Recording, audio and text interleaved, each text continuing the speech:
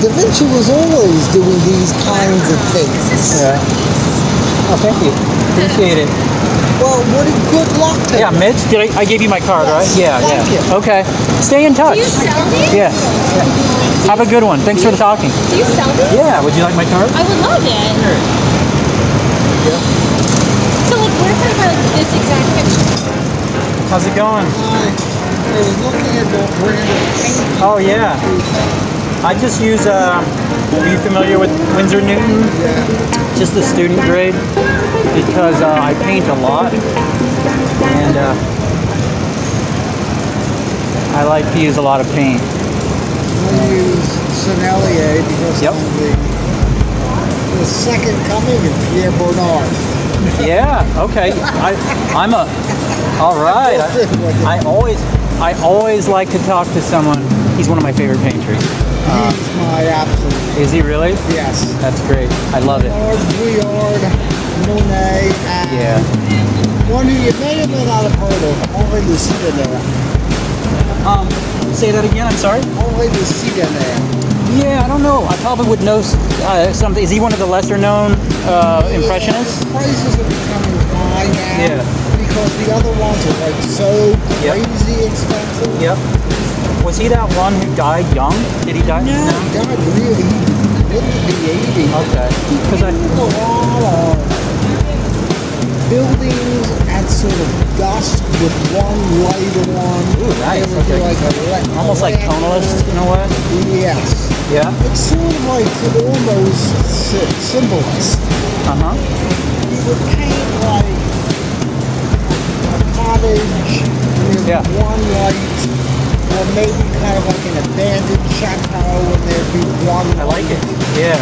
Or he would, some of the most expensive, he would have a garden, and there would be a table outside, Uh-huh. Japanese lanterns, Yep.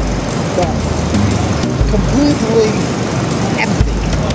Oh, wow. People were practically never there. It would be a building, Interesting. one light, no people. Interesting. Garden, Yeah. maybe lanterns, is if they were setting up for a party. No people. Yeah. That sounds pretty cool.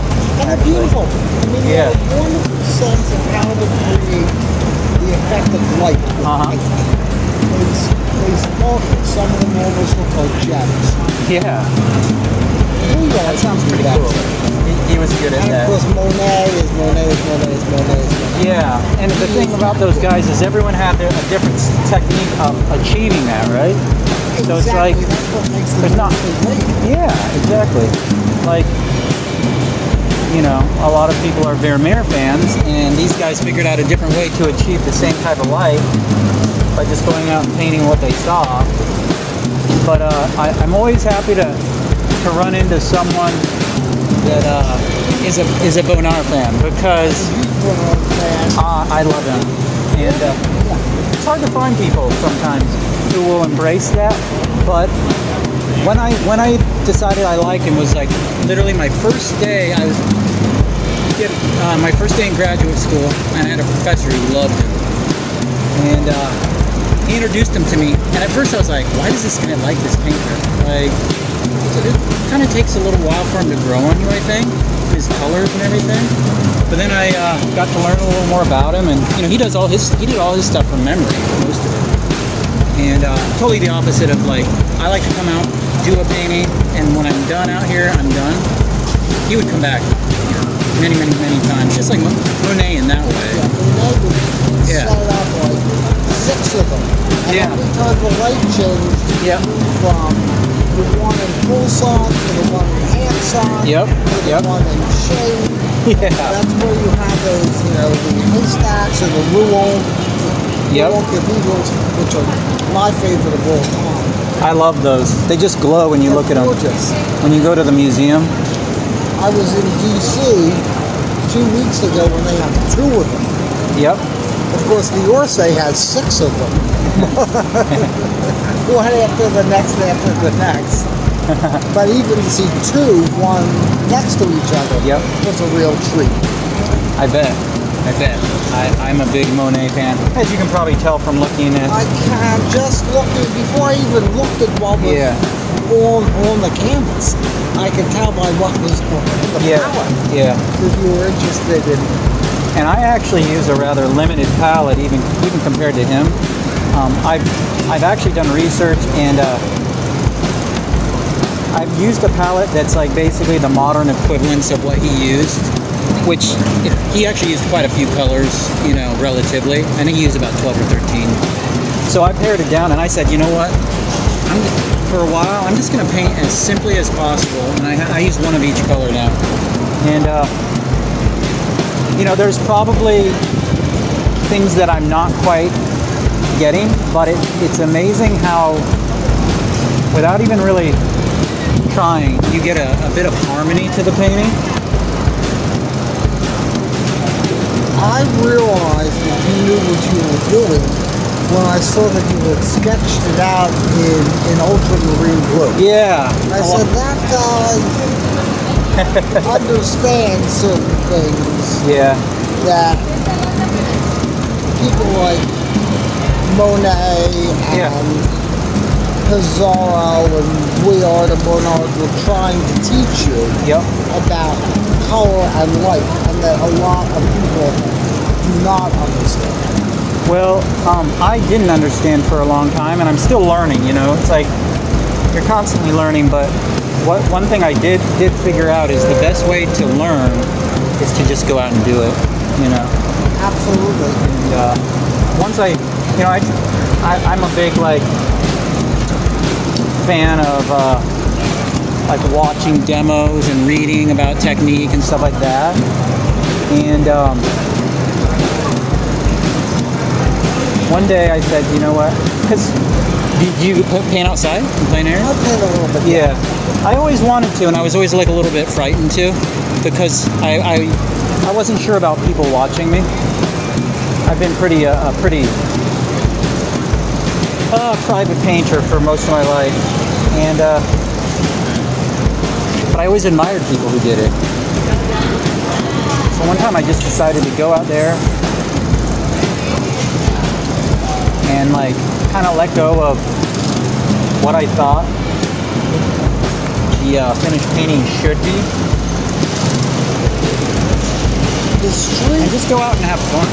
The street geometry is hard. That's what I was impressed by. It's odd? It's hard. Oh, it's very hard. Very hard to render it correctly. Yeah. Well, that's where I'm a bit of a perfectionist in nature, and I learned very quickly. You hold on to those perfectionist tendencies when you're trying to come out here and paint, you're just not going to have very much fun. You know what I mean? Like, maybe you'll come home with something that you think technically is like what it should look like. But you know, as you can see, I'm trying to like still preserve some of that light that I saw. It was here for about a minute or two. I saw that, and then you know, it wasn't here when I set up. I was really happy when that came out, but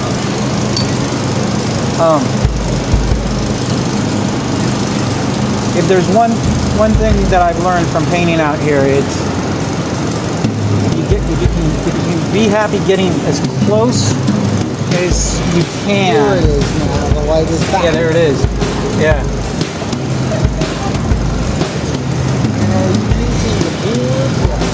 Yeah, I like, and it's toned with gray. Yeah, I like that. That light right there. Opposed to a canvas that's stretched with rabbit skin glue and gesso. I've used that in the past. Maybe not the rabbit skin glue thing. I've been into like old master techniques and stuff, but I never really got to where I like prepared canvases in like the traditional way and stuff. But you know, I'm a big fan of like Rembrandt, and I'm a big fan of all art actually. What I like is the way you're very confident with the brush strokes, which reminds me a little bit of Manet at his best, or Morisot at her best, although she didn't have that many best days. I just don't. Well, that's another way to approach it too. It's like, you know, you're not always gonna go out. It's not always. It's just like any other thing. You're never on your A game. So too, and neither were those guys that are in the museum. You know what I mean? Monet destroyed hundreds and hundreds of his paintings that he thought were undesirable, right? So we don't even know what his. I mean, what we see is what he considered his successes. You don't see the bad ones. I mean, I personally think the Polish writer by Rembrandt, Yeah. the Frick, Yeah. is a flop. Is what? Is a flop. Is a flaw? And a bad Yeah, flop, because yeah. that horse looks like a mule with HIV. I mean, that horse is just not rendered right. It is interesting when you see some of these in person, and you're like, these guys can, in your mind, you know, reading the books and everything, you're like, these guys can do no wrong. And in a way, it actually helps you be like, hey, you know what? If I did that, I wouldn't be too happy with that. It's a terrible painting. Yeah. It's a terrible painting. But what it, Either he left it unfinished, yeah. or it was retouched by a student. There's one. There's just nothing good about that damn painting. The frame's the best thing about it. It's magnificent. Right. And that's Rembrandt. I mean, And that's Rembrandt. that's Rembrandt we're talking about. I mean, if Rembrandt isn't on his game all the time, then it really gives us permission to be okay with not going out there and, you know, being perfect. And these guys, I think one of the things that they learned and why they were so successful is they gave themselves permission not to necessarily be perfect all the time. It's hard to do, especially when, you know, you know as well as I do, it takes a lot of time to just set up, get out there, get the materials. Like, you put a lot of time and effort into this, and it can get a little frustrating when you get out there and you have an idea of what do you think that the painting should look like, and it doesn't. So I thought about that a lot because, like I said, I'm a perfectionist, and I said, what if, this is a crazy thing, you know, when you were a little kid, you didn't really care what it looked like when it was done. It was doing it that was so fun. And I said, what if I went back to that? What if I just said, going out and doing the painting, that's the win, right? Actually doing it, and then saying, if I had fun doing it, it was a success. It's amazing when you let go of what you think it should look like. All of a sudden, my painting started being better when I would get home. And it also helps, I'm sure you've experienced this, where it's like baking a cake. You put all the ingredients together, and for some reason with painting, we say, I want these ingredients to look like a cake right this second, right? But we don't, like with a cake, we understand. We have to put it in the oven, we have to combine all the ingredients, mix them, put it in the oven, take it out, let it cool, put frosting over it, and there's steps to it, right? But for some reason with painting, even people like us who have studied tons and, you know your stuff, I can tell. Even people like us, when I'm sitting here, I'm like, in the state that this is, I'm like, it's tempting to say, why doesn't this look like what I want the finished painting to look like, and have that affect how I'm doing the steps? You know what I mean? It's weird, because for some reason, for other things, we're okay to say it doesn't have to look like we think the end product should look like the whole way through. But for painting, I feel so. I kind of let go of that and said, not even going to care about it. Like, it's the actual act of coming out here, enjoying myself, and doing it. And you let go of a lot of things, and I feel like that frees you up. And I think that's what some of those like guys that we see in the museums have figured. They at some point figured that out. And there's a certain amount of looseness, and you know, I have some flops, definitely, all the time. So I say, Rembrandt had flops. Yeah, like you said, Rembrandt, one of the best painters in the history of mankind, in my opinion. And if he can have flops, we can have flops. But you know what? What we can also say is, what's the reason we even do this? It's to have a good time, I think, for me. Everyone has different reasons, you know. you may be a professional painter who has to do things that people want and what people, you know, if you're a portrait artist or something like that. But for exactly what I'm doing here, success for me is coming out here. Because for the longest time I was like, I'm gonna do good paintings. I want to try to do good paintings. I mean, that's what everyone tries to do from the beginning. And letting go of feeling like I needed to do good paintings. I've had it too where, you know, I'm 90% into the painting. I'm like, this is a terrible painting. I hate it. And then I'll do like I'll just stick with it, not get upset, kind of stay calm, kind of say I'm still having fun here. So that was the main thing. And I'll be able to. It's all in your mindset, I think.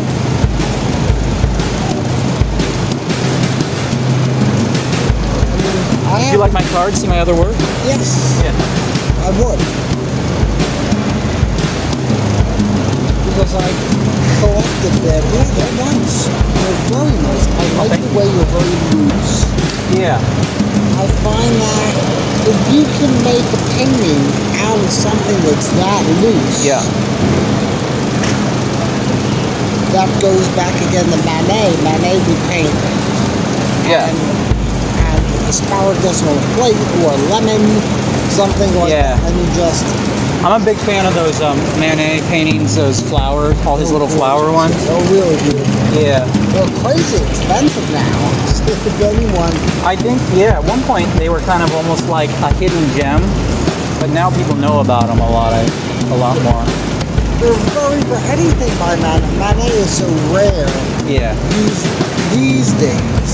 Yeah. That's why artists like Cedar are becoming expensive.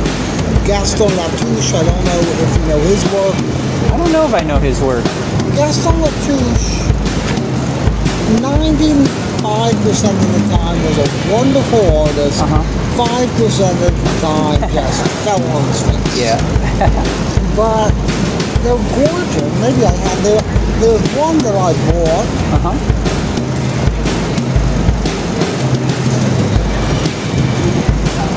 I'll show it to you. First date, kind of nervous. I'm a huge fan of Gaston Latouche because he's one of those impressionists. Yeah. And he was very much. Let's see if I can find it.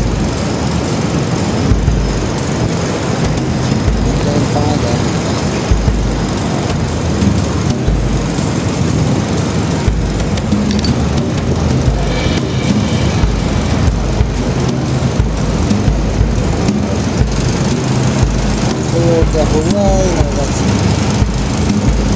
Oh, here it is.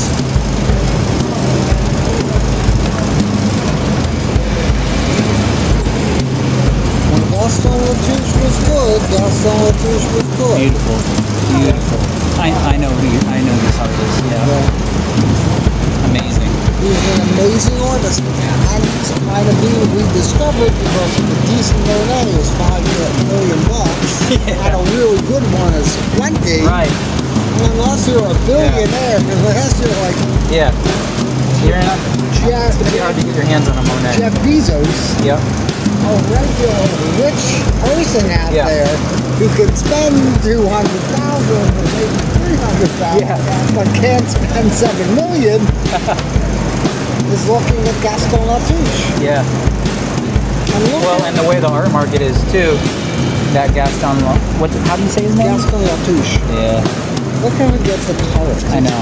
Look at that. The blues, the cool, and the warm colors. I love the woman who... And there's a bit of a Rembrandt feel to that, right? Very much so. Yeah. It's almost like a kind of a combination of Rembrandt and Impressionism in a way. Very, very much so. He painted a lot of literary and theatrical scenes. He was known for his most important work is a series of murals that are still where they were originally commissioned. He painted for the playwright Edmund Lowstone. Who wrote Cyrano de Bergerac. Okay. Which was a huge success. Yeah. The guy became very rich by writing Cyrano de Bergerac.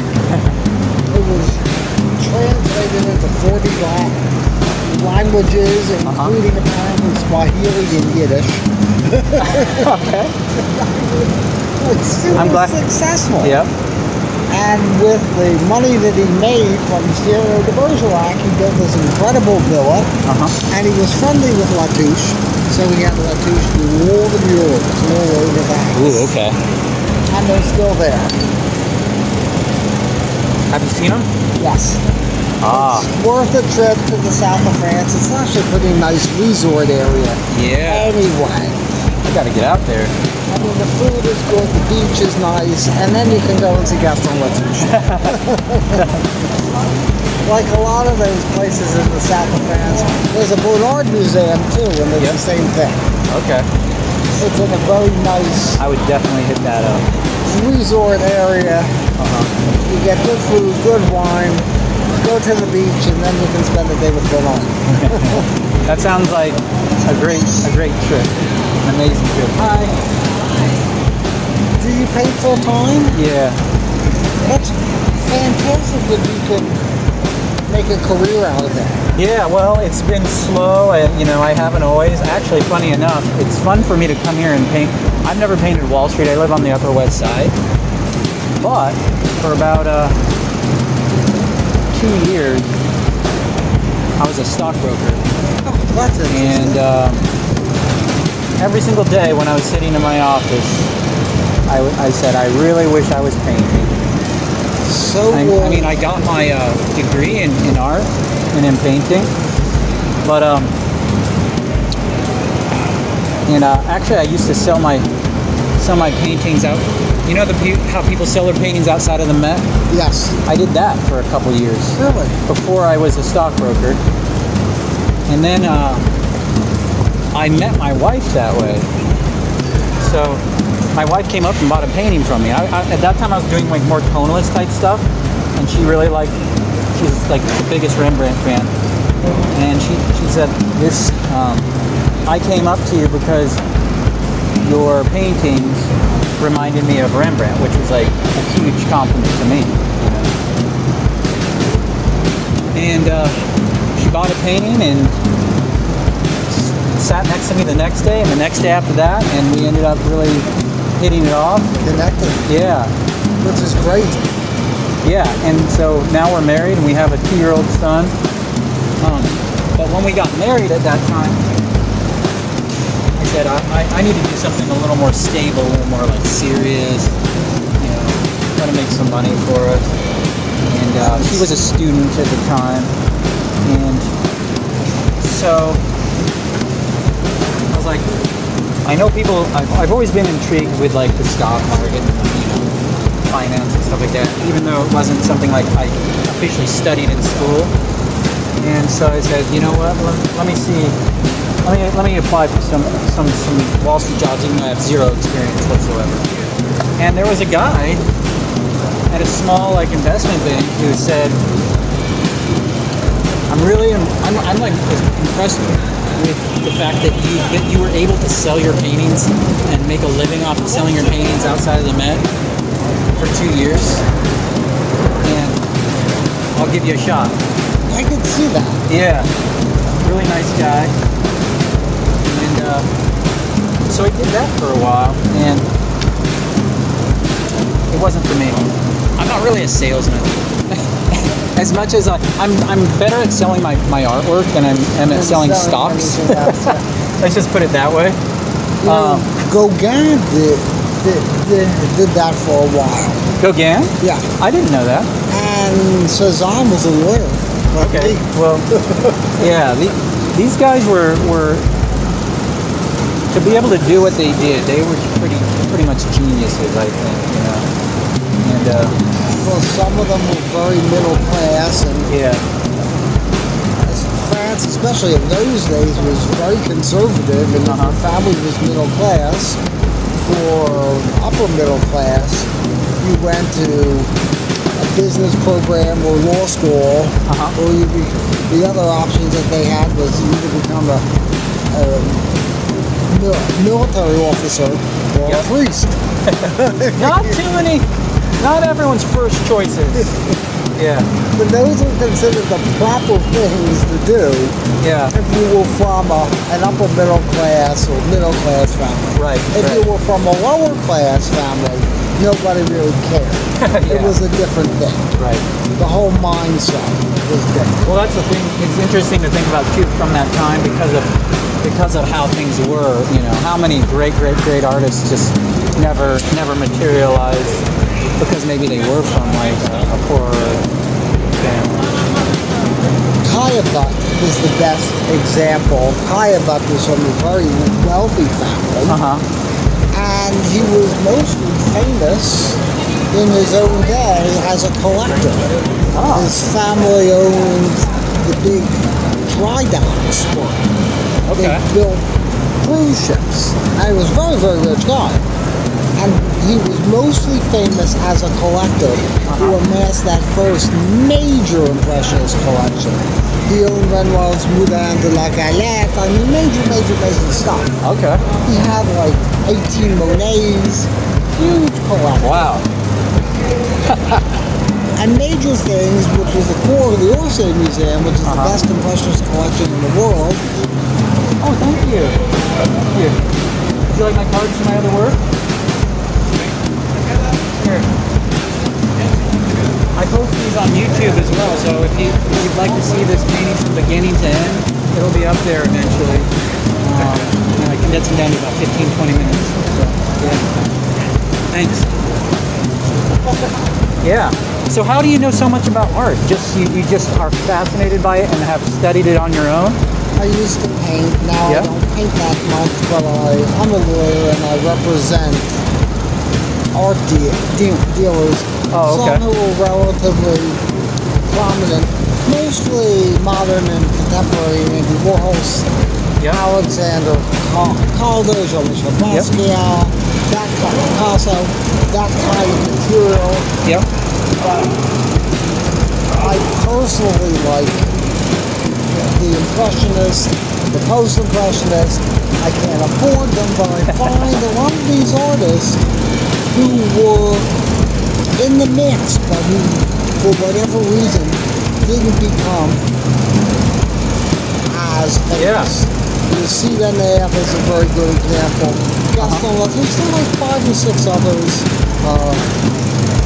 Small group of people that were just probably every bit as talented, but just for whatever reason, nobody has gotten to know about.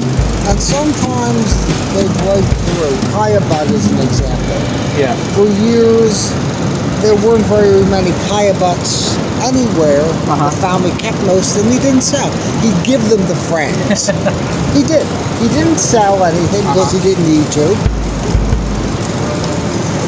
He would give them away to friends. People in his family, occasionally, people who got them as gifts sold them, but not much. There's one that is, and he was an amazing artist. I'll show you one that I took a picture of at the National Gallery of Art in D.C. And I thought it was just so spectacular. In my albums, and I'll probably have to go back to the office. And this is how good Kayabut was. And he was not a professional artist. Wow. He was that good. That is amazing. There's one that's coming up to auction, I think at Sotheby's. The estimate is $40 million. Oh my. Because they just don't, well I say they don't exist. They're in the Orsay Museum. And then there are maybe like 1 or 2 elsewhere. But the only big collection is the Orsay Museum. I mean, the only place that has more than maybe 3 is the Orsay Museum. And it just didn't sell. He was a rich guy who collected and he loved art. He supported when Monet apparently was young and poor and couldn't sell anything. He bought them. Pizarro was the same way. Pizarro couldn't sell for the longest time, and he was constantly buying Pizarro, and then Pizarro never really became rich. Of course, Monet did. Yeah, Monet finally hit. Monet was living the dream for a while. And towards the middle of his life, I would say by the time he was my age, he was able to buy Giverny. And then as he got older, he was very rich, and he had all those landscapers working for him. It's like Picasso was as rich as anybody. Picasso was a multi-millionaire. So was Andy Warhol. Although I don't have a huge amount of respect for Andy Warhol. I think a lot of it is garbage. Yeah. And he had studio assistants doing all that stuff. I know. He had a bit of, well, they called it the factory. Exactly. Yeah. There was a guy who I actually met years ago in connection with a lawsuit named Gerard Mulanga. Gerard, I think he's still alive. He's probably in his 80s now. Gerard was a silk screener. And I remember a client of mine had gone to Gerard and asked Gerard about a Warhol silk screen. And Gerard said, "Oh yeah, I did it." And the client was crestfallen. And Gerard said, "How come you're so upset?" Andy had no idea how to make a silk screen. I did every silk screen that came out of the factory between 1965 and 1969, or something like that. He was, you know, not the. He was a great promoter. He was a great promoter. Yeah. Exactly. Damien Hirst is a great promoter. It's see that NFT that he's just I mean that's a good business move, right? Jeff Koons, all these guys. Jeff Koons. Well, I used to do some street art, and I did a painting one time of you know, his balloon dog. Yeah. And funny enough, you know that site Etsy? Yes. I put it up on Etsy, and it was just kind of like, it wasn't like, it's like a balloon dog, right? Yes. Like, it wasn't. And you got it wasn't, and I got a cease and desist order, And I think I was selling it for like $50. And so somebody it's like, says, what is all, when I say that I'm primarily an art lawyer, people ask, what does an artist need a lawyer for? Now that's exactly those kinds of. Well, that's the thing that's funny about that is he steals things all the time as an artist. Exactly. So if there was consistency, I would respect it, but. No, of course not. He's a horrible guy. He's actually, if you meet him, it's funny because he knows it's shit. Yeah. He doesn't. Unlike Julian Schnabel, even worse, because he takes it seriously and he thinks he's an artist. Julian Schnabel? Yeah. Well, his son is like has a lot of say in the art world these days. Yeah. Yeah. I mean, simply from being the son of Julian Schnabel.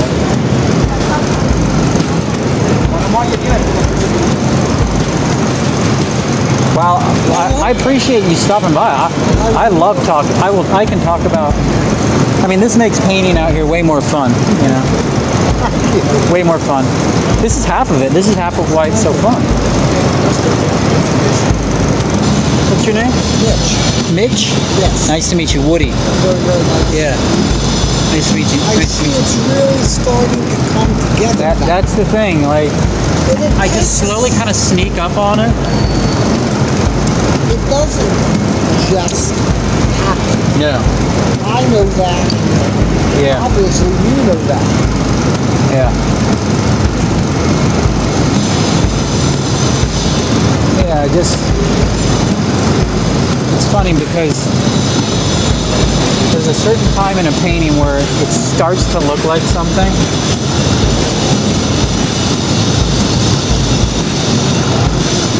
And then people will come up and say, you know, hey, nice painting. But before that, you know, people walk by usually. Like, you came up way before anyone normally does. That was the very fact that you had sketched it out in ultramarine blue told me something that I found very interesting. Yeah.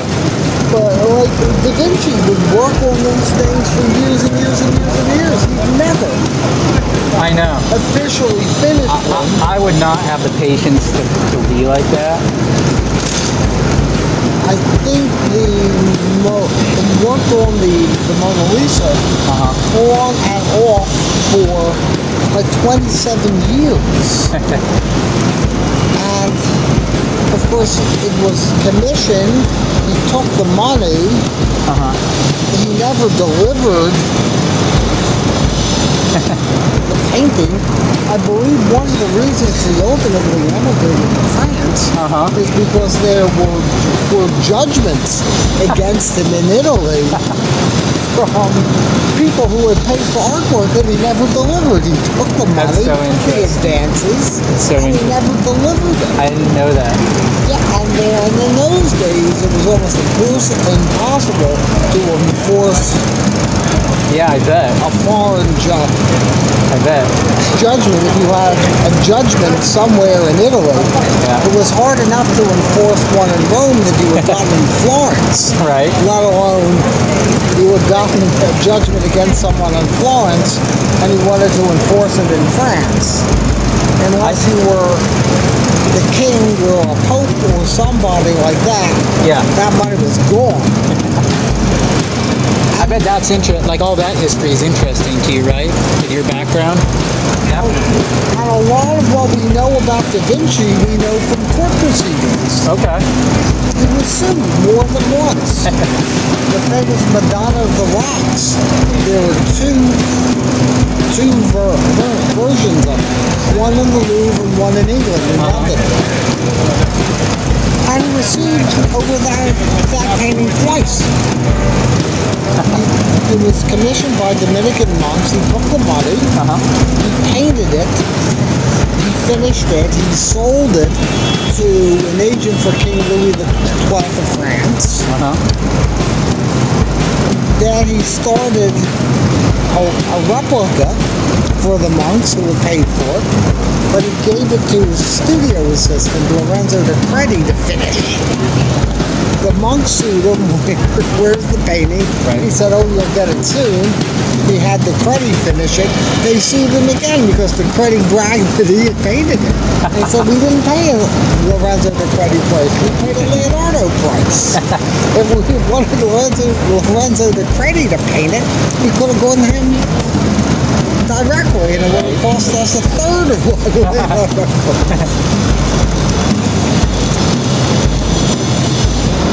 So Da Vinci was always doing these kinds of things. Oh, thank you. Appreciate it. Well, good luck to you. Yeah, Mitch, I gave you my card, right? Yeah, Thank you. Okay. Stay in touch. Do you sell these? Yeah. Have a good one. Thanks for the talking. Do you sell these? Yeah, would you like my card? I would love it. So, like, where can I buy this exact picture? So, you can contact me through my website. Okay. And I also post these on Instagram, so this will be up there in the next day or so. And actually, I just started making YouTube videos of them from beginning to end. Oh, cool. So, like, in a few weeks, you'll be able to see this from blank canvas all the way to a I love finished it. painting. Beautiful. Yeah, so Thank you. can contact me either my website has my email, or you can send me a message on Instagram. I would get both of those. And what's your name? Patricia. Patricia. Nice to meet you. Yeah, nice to meet you. Thank you for stopping.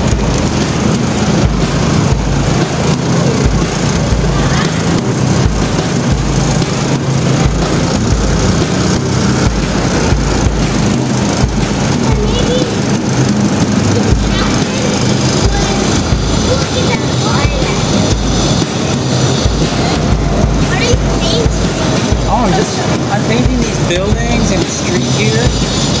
Yeah. Yeah, this whole area. That sign?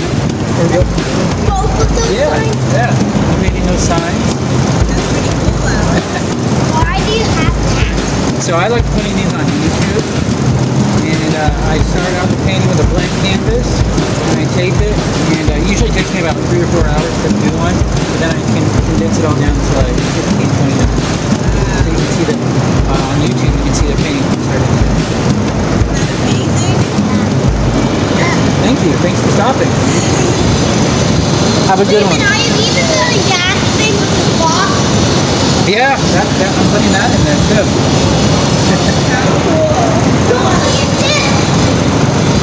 Oh, okay. I'll make sure to get that in there. Thank you. What?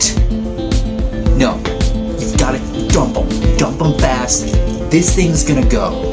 And when it does, it's gonna take you down with it. Hello?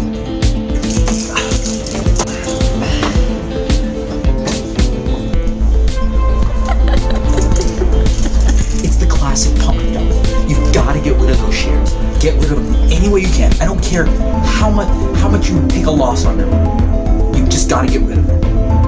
Yeah, it's going down. It may already be too late. Just do it.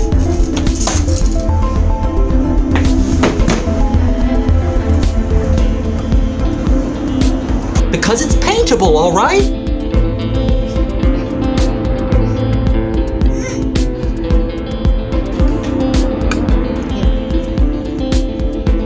Why do you need me to paint this painting?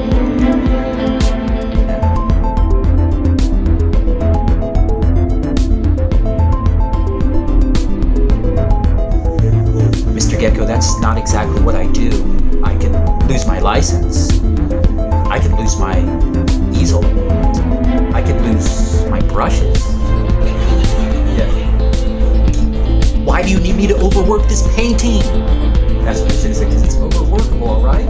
Kid, I don't care where or how you paint it. Good enough.